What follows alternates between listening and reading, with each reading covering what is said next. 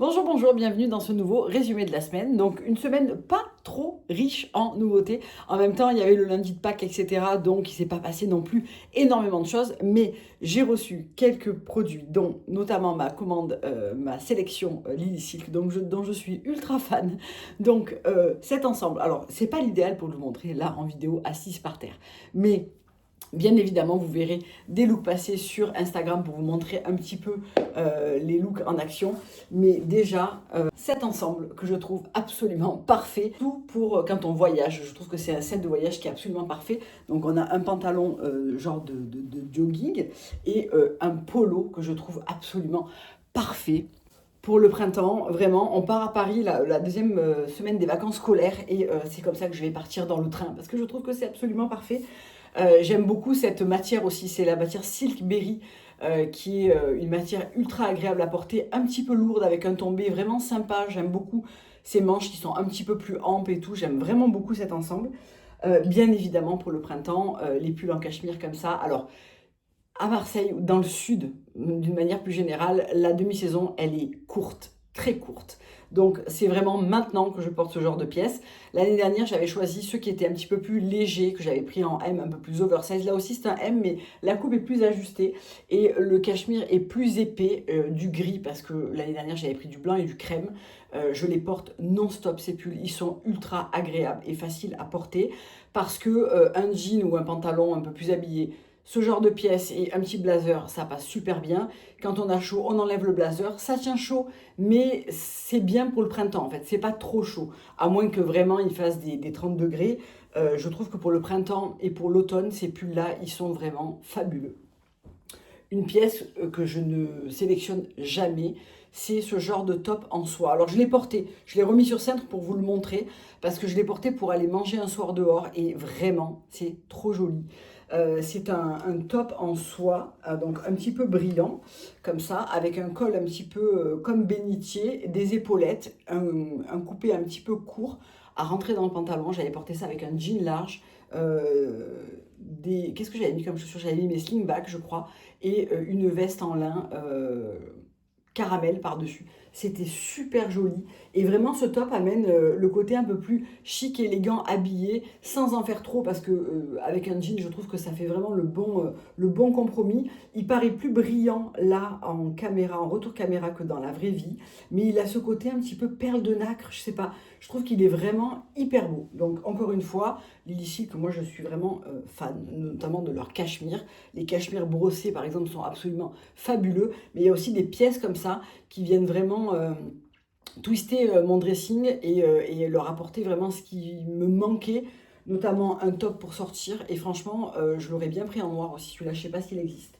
Je crois qu'il existe en espèce de champagne, beige champagne et en blanc. J'aurais bien aimé comme ça un haut noir. Sans manches, col un peu bénitier, hyper facile à porter le soir ou pour une journée plus habillée. Et vraiment, ces ensembles-là, il y a le short aussi comme ça. Et je me demande si je ne me prendrais pas le polo, il y a un genre de lait fraise, couleur lait fraise avec le short. J'adore. Donc voilà pour ça. Ensuite, j'ai changé mon plateau de parfum pour... J'ai la pression fois 3000, 3 milliards même, de soulever ce plateau et de faire tomber un parfum.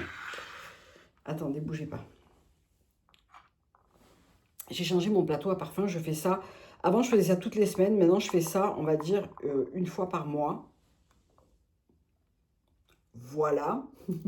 Et on va dérouler un petit peu les catégories ensemble. Je vous propose un peu plus de réels parfums en ce moment sur Instagram. Vous avez l'air d'adorer ça. Donc, je suis ultra contente parce que le parfum, c'est ma passion première. Et un petit nouveau qui s'est invité très récemment, c'est lui. Alors, lui, il faut que je vous en parle parce que vraiment... C'est pas du tout le genre de parfum que j'achète habituellement et c'est pas du tout pour faire ma snob que je dis ça, mais c'est un parfum de designer et en général, j'ai toujours l'impression que tout sent un peu pareil. Mais là, ça commence que je vois une vidéo, un réel, enfin, une publi, je ne sais pas comment on dit sur TikTok, un TikTok de Laudeuse Makeup, donc de Laura, qui parle de parfum tout le temps, tout le temps. J'aime beaucoup ses descriptions, c'est quelqu'un de très posé, elle explique hyper bien, elle projette très très bien les sensations qu'on a en sentant un parfum. Et elle dit qu'elle l'a commandé en 30 ml. Donc moi aussi, je l'ai acheté en 30 ml parce que beaucoup de parfums et j'étais pas sûre de moi parce qu'il n'y avait pas de testeur. Donc je passe d'abord chez Sephora, le testeur vide. Ok, je sens rapidement comme ça, mais vous savez, le testeur éventé, sans bouchon, sans rien, depuis un moment, on sent pas grand-chose. Et puis je me rappelle que j'ai moins 25% chez Nocibé. Pourquoi le flacon ne se ferme-t-il pas? Ok, il y a un sens. Et je décide de passer chez Nocibé, donc je vais vite fait chez Nocibé, je le prends en 30 ml, toujours pas de testeur. Et je vais à la caisse et elle me dit 72 € s'il vous plaît. Je dis excusez-moi parce que j'ai moins 25%. Elle me dit ah pardon, 54 €. Qui fait ça en fait? Voilà, pourquoi faire? C'est à toi Nocibé? C'est toi qui encaisse la différence d'argent? Je sais pas. Et du coup, je rentre, je me précipite, je rentre à la maison, je le sens et mon Dieu. Mais mon Dieu, ça fait tellement longtemps que je n'ai pas senti un parfum designer comme ça. Voilà. Donc, les notes, en gros, je vais vous simplifier le truc. C'est fruit de la passion, note de tête, note de cœur, fleur de frangipanier, note de fond, vanille. Sur le papier, il avait tout pour me plaire, mais après, voilà. Je ne me suis pas encore parfumée, mais c'est le parfum que je vais porter aujourd'hui. Mais mon Dieu, cette sensation, elle est divine. Donc on a une ouverture qui est assez acidulée, mais un petit peu fluffy aérienne. On a vraiment un côté fruit de la passion, coulant, hyper présent, hyper juteux. Mais vraiment, l'ouverture, elle est folle en fait. Et ensuite, parce que je l'ai testé hier sur mon bras pendant un long moment, voilà, on a vraiment la fleur de frangipanier qui s'installe et qui apporte une petite note tropicale florale, mais pas monoïde du tout, pas du tout, du tout. Qui amène un petit côté plus aérien, moins, ça casse un petit peu le côté très très fruité de l'entrée, mais ce côté fruité il va perdurer sur la peau pendant très longtemps, voire quasiment jusqu'au bout. C'est-à-dire que c'est une note de tête mais qui s'installe quand même, et même à la fin quand on a vraiment cette dose de vanille généreuse, enveloppante, qui va apporter cette dimension doudou sucré, ultra agréable, on sent quand même ce côté fruit de la passion. Et honnêtement, il est extraordinaire. Il aurait pu être pas très loin d'être insupportable ce parfum, et pourtant je le trouve mais waouh. Voilà.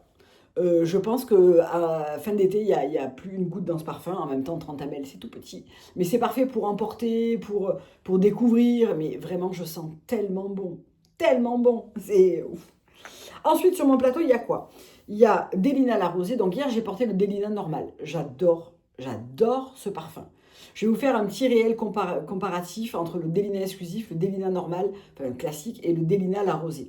Delina la rosée, c'est vraiment une dose beaucoup plus fraîche, beaucoup plus aérienne, très légèrement aquatique de Delina. Je l'aime beaucoup et la tenue pour un parfum frais est vraiment excellente. Cassini, c'est celui que je n'ai toujours pas porté de mes coffrets découvertes parfum de Marly. On est sur un mélange de pêche cassis, c'est quelque chose d'assez fruité. C'est pas quelque chose que j'ai trop l'habitude de porter, mais voilà, fruité, j'avais envie de quelque chose comme ça. Je vais essayer de le reporter là, de le porter tout court. Je ne l'ai pas porté une seule fois. L'Oscos de chez Fleur, je ne vais pas m'étendre parce que ce parfum, franchement, il est absolument magnifique. Pour moi, c'était un des plus beaux chez Fleur. J'adore ce parfum. Il a un côté un petit peu masculin, mais en même temps, il sent l'air frais. Pas le propre, l'air frais. Il a un côté hyper, je sais pas, frais, aérien, propre par la définition de frais, mais pas de musc cotonneux, savonneux. On n'est pas du tout là-dedans. Bon, je vous en parle pas pendant 2 heures, il n'est plus disponible. Hibiscus Palme de chez Erin, je le préfère au printemps qu'en été. Je le préfère quand il fait pas encore trop chaud. C'est un parfum avec une vraie vibe tropicale, mais chic. Mais par contre, en été, je le trouve un peu trop lourd collant. Je le préfère quand il fait encore pas trop chaud. Portofino 97 de Victoria Beckham, j'adore ce parfum. Vraiment des notes un peu agrumes, mais aussi un petit peu boisées, un petit peu floral. Il est vraiment très très beau, il a une très très bonne tenue. Mango Skin de chez Willem Parfumerie. Encore du fruité, d'une manière un petit peu différente. On a comme une mangue propre. On a une mangue vraiment genre chair, mais pas jus. je sais pas comment dire, un peu peau, la peau de la mangue, mais aussi on a des notes aériennes et un petit peu florales qui en font un parfum hyper portable, pas du tout. Mango Skin, ça porte hyper bien son nom. C'est la rencontre entre un parfum de peau et de la mangue. Il est vraiment très très beau. Bubble Bath de chez Replica, j'adore le porter printemps-été. On est vraiment sur un accord de savon propre, twisté à la noix de coco. C'est différent, c'est inattendu et ça fonctionne ultra bien. Tenue pas extraordinaire, je vais dire 5-6 heures et après il a tendance à vachement s'estomper. En général, quand je le mets le matin, je l'emporte avec moi dans le sac. Can't Stop Loving You de chez Kilian, j'adore ce parfum. Je le porte quasiment jamais en automne-hiver. Je le porte beaucoup plus maintenant, printemps-été. On est sur des notes à la fois de miel, de bois. Il est vraiment un peu un côté bois ciré. Il est vraiment très beau et il est vraiment très addictif. Il a un côté un petit peu vanillé mais qui reste très sec. On n'est pas sur une vanille sucrée malgré l'apport de miel. J'aime beaucoup. Évidemment, j'aime beaucoup. S'il est sur mon plateau, j'aime beaucoup. Est-ce que ce parfum va quitter ma sélection à un moment donné? Je ne sais pas. Je l'aime vraiment tellement. Je pense qu'il fait partie de mon top 5 des parfums. Si je perds tous mes parfums demain, on ne sait jamais. Le Acne Studio par Frédéric Malle. C'est un parfum ultra propre, savonneux, avec une note de pêche un peu synthétique, une tenue extraordinaire pour ce genre de clean scent. Il est hors du commun, en fait, ce parfum. Voilà. Le prix est vraiment pas donné, mais mon Dieu, il est très, très, très, très beau. Voilà. Avec une très, très bonne tenue. Voilà pour les parfums, je pourrais vous en parler pendant 4h30, sans interruption et sans m'enlacer, n'est-ce pas? Ensuite, qu'est-ce qu'il y a eu dans ce récap de la semaine? The Testament sur Disney. Donc on est sur une vibes, enfin c'est même pas une vibes, en fait c'est Gilead, hein. Donc on est dans La Servante écarlate. J'ai regardé que les 2 premiers épisodes, mais je suis déjà plongée dedans fois 10 000. On a terminé Paradise sur Disney toujours, et j'ai beaucoup aimé cette série. J'espère qu'il y aura vraiment la sortie de la saison 3 qui me semble être annoncée pour début 2027, mais j'ai littéralement adoré cette série Paradise. Et The Testament, donc on est sur l'école de Tante Lydia et 2 élèves. Une qui va être chargée d'introduire l'autre à l'école de Gilead. Très très bien tourné, filmé, joué. J'ai hâte de voir la suite parce que moi je suis une grande fan de La Servante écarlate et je pense que cette saison va amener son lot de cette série, cette série va amener son lot de compléments d'informations et de profondeur aussi à l'histoire. Donc j'ai hâte de voir la suite, mais potentiellement ça va beaucoup me plaire. Dernière chose de ce récap de la semaine. Vous connaissez Germino, je vous parle des bouillons d'os depuis je ne sais pas combien de temps. Mais la dernière fois, dans mon petit colis, j'ai demandé à tester les barres collagène. Je leur ai donné un sacré coup dans l'aile. C'est des collagènes barres. Alors moi, il faut savoir un truc, c'est que ce genre d'encas, là, je déteste ça. En général, toutes les barres protéinées et tout, je trouve que c'est pas bon. C'est pas bon. Ça fait un goût de carton mâché. J'aime pas ça. J'ai été assez surprise sur celle-là parce que je les trouve, ma foi, plutôt bonnes. On est sur les barres brownie. Donc on a 15 grammes de fibres, 5 grammes de collagène, 1,4 de sucre et 13 grammes de protéines, ce qui est pas mal. Il y a mieux en barre de protéinée, mais là, le claim, c'est pas une barre protéinée, c'est une barre collagène. Franchement, elles sont plutôt très bonnes. Alors, j'ai aussi testé les matchas. Là, j'aime pas. D'abord, j'aime pas le matcha à la base, mais je voulais tester parce que je ne sais pas, petite couverture de chocolat blanc. Je me suis dit, ça peut passer, mais c'est pas mon goût préf. En revanche, les brownies, elles sont intéressantes. Elles ont un petit goût, ce petit goût de chocolat. Elles sont recouvertes de chocolat noir. Je vais en ouvrir une pour vous montrer. De toute façon, ça va être mon encas de milieu de journée, donc voilà, c'est pas perdu. Et ma foi, je les trouve plutôt agréables.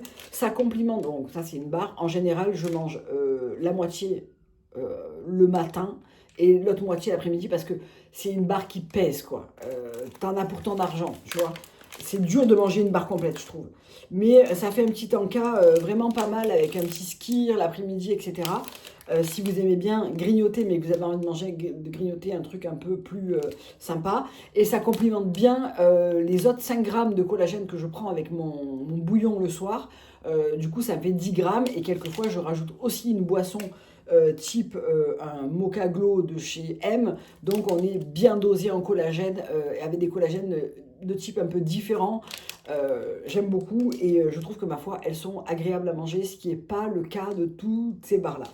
Donc voilà pour ce récap de la semaine. Je vous ai posté juste avant ma vidéo sur les cheveux, donc vous me l'avez beaucoup demandé, donc voilà, elle est en ligne juste avant, je vous la remettrai par là. Je vous souhaite un très bon début de semaine et je vous fais de gros bisous et je vous dis à très bientôt pour une prochaine vidéo. Bye!